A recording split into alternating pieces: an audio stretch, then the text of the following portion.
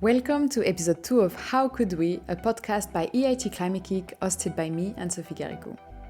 In our first episode, we talked to Daniel Timmer about the role forests can play in building a climate-resilient future and his work for the Climate-Smart Forest Economy Programme, a collaborative initiative from EIT Climate-KIC, the World Economic Forum and the World Resources Institute, which aims to protect, maintain and manage forests while helping create further incentive for restoration and reforestation. In this second episode, we'll be talking about setting up a climate-smart forest economy program in East Africa, learning more about what the timber market is like in the region, hearing about regional pioneers, and learning more about how the public perception of timber could affect markets' commercialization. Our guest today is Siaka William, a project manager for Dalberg Advisors. Siaka is based in Tanzania and works on a range of development challenges such as improving food systems, providing access to quality education and employment, and supporting the circular economy. He works together with the EIT Climate-KIC on the Climate Smart Forest Economy Program in East Africa. Hi, Siaka. Thank you very much for joining me today. I'm just going to start by asking you to introduce yourself and tell our listeners about your job, who you are and what you're doing. Thank you, Anne-Sophie. My name is Siaka William. I am a project manager with Dalberg Advisors, a global development consulting company. Together, we form the Dalberg Group, which helps problem solvers across the world address some of the most pressing problems that we face as humanity. Thank you. Can you tell me about how you started working together with EIT Climate-KIC and what your role is in the project that you're collaborating together on? So one of the programs that is being incubated by Dalberg Catalyst is called the Climate Smart Forest Economy Program. And through this program, our objective is to demonstrate the feasibility for climate positive forest products. We've chosen mass timber as an initial target, given the opportunities there to meet a growing demand for housing, but also substitute existing practices that are negative to the climate, particularly construction with steel and concrete, with building with wood. So through that program, we were working with Climate-KIC. I was working with them to ensure that we're meeting the objectives of the program and to capture learnings across all the initiatives.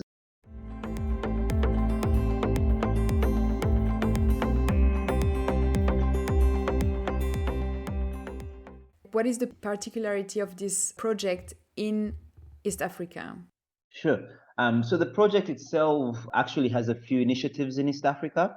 We have the initiative that I'm supporting, which is working with BuildX and a few other stakeholders to help develop the nascent industry, particularly with knowledge that will be needed to catalyze the industry.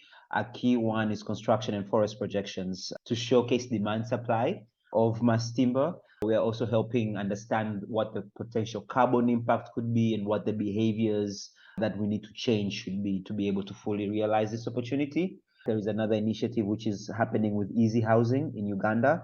They're developing modular homes for refugee camps, but the hope is we could learn from them to create affordable mass timber products for housing. And then we have the work that is being led by Climate-KIC, which is the Wood Architects Rockstars.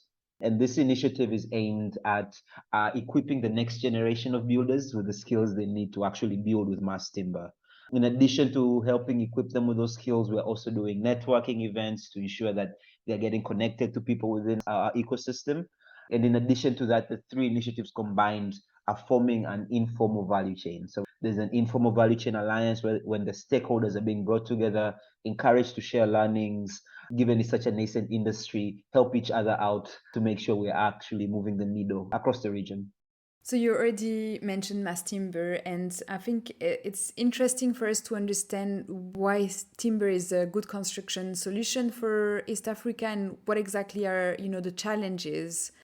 I'll start with the opportunity itself. Mass timber in East Africa has multiple advantages.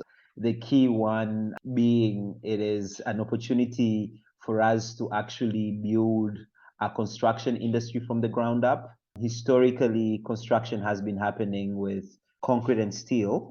And historically, this has been driven by imports. What we're trying to do is utilize locally available resources. We have a large supply of productive forests, particularly coming in from Uganda. to meet what is a growing need. We're in a region that is experiencing high demographic growth. Uganda and Tanzania have some of the highest population growth rates in the world and a very large housing deficit. And the hope is by leveraging the existing regional market and demand of a regional bloc, we're actually going to make it feasible for someone to come in and put investments in manufacturing, to actually have the potential to source from different locations, which makes that opportunity more attractive. In terms of the challenges, it is a nascent industry. So we have challenges ranging from your inputs. So one, even though we have plenty of forest resources, most of them have been historically driven towards the paper and pulp industry. So you don't have as many species that are being planted thinking of construction in the back end. It is also a very informal value chain. Traceability is a key part in ensuring sustainability of the supply chain. We actually don't have any processing for mass timber items. One of our partners in the program, Easy Housing, created a facility to make mass timber panels, to make panels that are used for their modular homes. So in the processing elements, we don't have manufacturing facilities locally, which is a key challenge because if you are trying to build with mass timber, it means you have to import products, which affects cost dynamics and also has an implication on the carbon advantage. We do have challenges with the market itself. So on one hand, the people who are building houses do not have the expertise, the awareness to build with mass timber, which is why the Woodlocksters architects that Climate-KIC is leading is really important. And then on the back end of that, the market doesn't have an appreciation of mass timber. So a lot of people from our behavioral change study view mass timber buildings as not structurally secure as your concrete and steel, concerns around fire. People view it as a product for affordable, I wouldn't even say affordable housing, but basically low cost housing.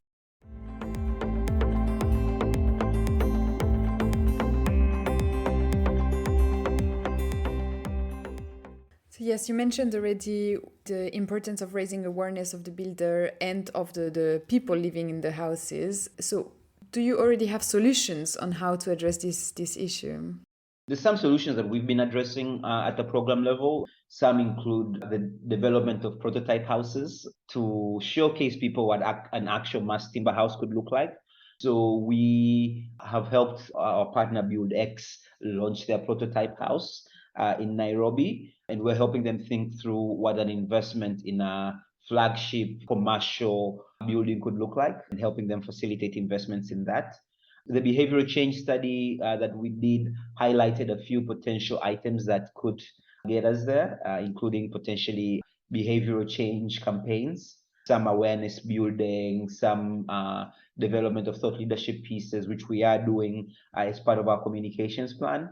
I think before even we get to behavior change, we need to start doing awareness on mass timber. So there's a lot of questions when you ask people about mass timber, like, okay, what exactly does that mass timber do? What is glulam versus CLT? You are building with wood, doesn't that cut down forests, for instance, which is a key question that most people have, right? And the study actually has a great answer. What we are seeing is if you're able to promote a sustainable forest product that catalyzes investments in forests, which expands forest cover. So some elements of awareness building, particularly with key stakeholders, we're trying to do that. Separate to that, I think the key thing to unlock the market would be to facilitate domestic or regional value addition and processing. Because what we've seen from some of the modeling that has happened is that if we're able to produce mass timber locally, we're actually going to be able to compete with concrete and steel, which is a game changer because we have a very price sensitive market. And if you're able to offer them a better product that has more climate benefits at parity, if not cheaper than what they're used to, it is going to be easy to now move large segments of the market towards that. I think it's really important to highlight the fact that it's local resources, right? So you're taking timber from forest in the region. And I think people imagine, like bringing wood from like very far away, and it's very carbon intensive in the transport. I think regionalized sourcing is where we as a program are coming to an alignment on a conclusion for, both because of the carbon element you mentioned, but also because of the economic opportunity there. Increasingly, we're being asked to not view carbon as separate, biodiversity as separate, socioeconomic impacts as separate. But as you're developing holistic interventions, how could you make things that actually provide benefits across the main areas of focus. So with producing locally, this actually has multiple benefits on local communities. You're able to create a market for them. So they will be employed in these productive forests. They will be employed in harvesting. They will be employed in processing as well. In fact, Easy Housing has a great program where they've worked with local Ugandans and trained them to actually make the panels that they're using for their modular homes. Again, as you are creating long-term sustainable value chains, you want to integrate it with the local communities. What we saw in bamboo has informed that, where you initially had people who were coming in with these plans. They set up a bamboo plantation, for instance, but it is all foreign-based.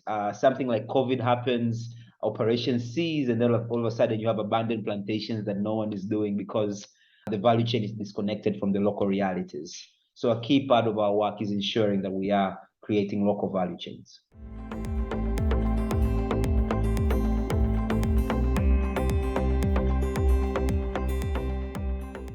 Thank you for mentioning the benefits on local communities. I think it's also something that we really want to highlight. We want to make it about people, about how we build a desirable future for people. And I think it's super important when we talk about climate solution to talk again about people and how it's impacting the local communities. One question, when we're talking about building with timber in East Africa, are we talking about houses with just one floor, or is it like several floors? What does it look like? Very good question. So our prototype home was actually just a single floor because it's easy to build a single floor. And if you're doing modular homes like what Easy Housing is doing, single floor maximum duplexes, like 2-floor buildings are what you could do. When you're making high-rise skyscrapers, the complexity of it goes up a notch or two. You require more investments in the CLT processing, in the design of the buildings, in the back end, to make sure that they have structural integrity. But what we are seeing is that's where the most opportunity is. In countries like Kenya, for instance, where you have not a lot of land, a growing population, promoting housing options that are only single floor actually lead to more harm. By encouraging population spread, you're encouraging people to encroach in forests, which is not what we want to do. So our main focus is to actually promote this high-rise skyscrapers. Actually, in Tanzania, they just launched plans to build the highest wood skyscraper on the continent. I think it's going to be around 30 floors. It's going to be in Zanzibar. So that's the model we'll be going with. Not 30 floors just yet, but 10, 12 floor buildings to make sure we're actually maximizing the opportunities for carbon there. So inspiring. 30 floors. I know. Wow. It's a bit expensive though, sadly. But once we start making these things locally, that price points will come down a lot. That's really interesting. And I think it brings us to our next question. Is there anything that policymakers in the region can do to support these pioneers, these programs? Yeah, we've seen policymakers provide a signal of demand, particularly in places like Europe, where a lot of local governments have access to green housing funds. You have EU regional funds. We've seen a lot of investments follow public declarations of commitments to building with mass timber. It's not always the case in our locations, even though we've gotten positive receptions from local policymakers. They don't necessarily have the funding in the back end to engage in such activities.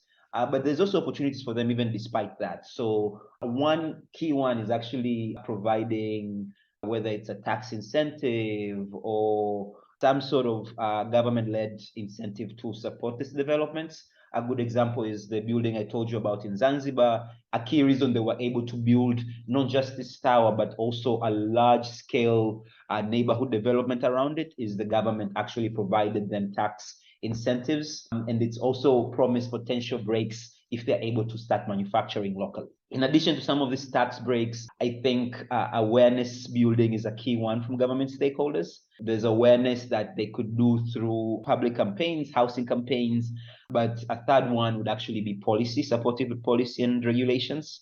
So building codes in particular are key.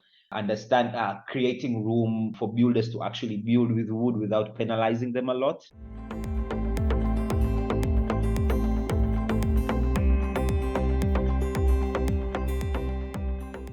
I had an interview this week with Masamba Thioy, is the lead of the UNFCCC Global Innovation Hub, and we were talking about climate solutions in African countries, and he was saying that Africa will be the provider of solutions, of climate solutions, because the continent doesn't have the choice to develop, and they don't have the choice to develop in a cleaner way. And I just wanted to hear, your idea on the role of Africa to bring climate solutions. No, I agree with that completely, and I think it will help us prevent the tragedy that has happened. And it's changing now, but particularly in carbon markets where Africa was seen as just a raw source of carbon sequestration, and not considering sort of how do we ingrain local communities in that.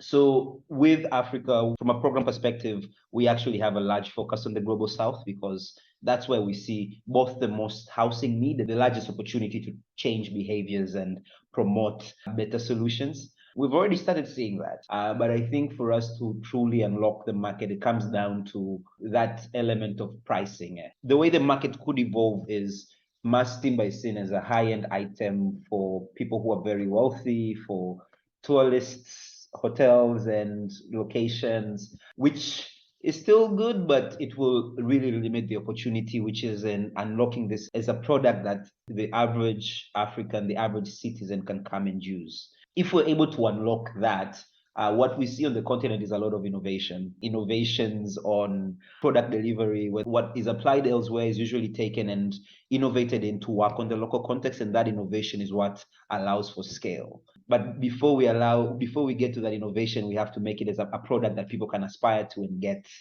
I think there will be a lot of opportunities to see innovations in building with wood, design of wood in different contexts, climate related building with wood is a key one.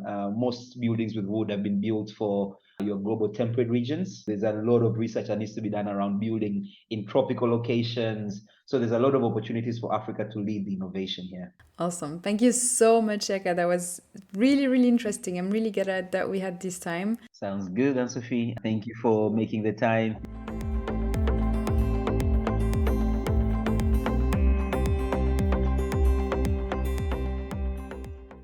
Thank you so much to Siaka for a fascinating insight into the role forests play in East Africa and how public perceptions are important for its development. Join us next week for the final episode of the series. In the meantime, we'd love to hear from you. Get in touch at media@climate-KIC.org. This episode was produced and written by Barbara Mendes-George. See you next time.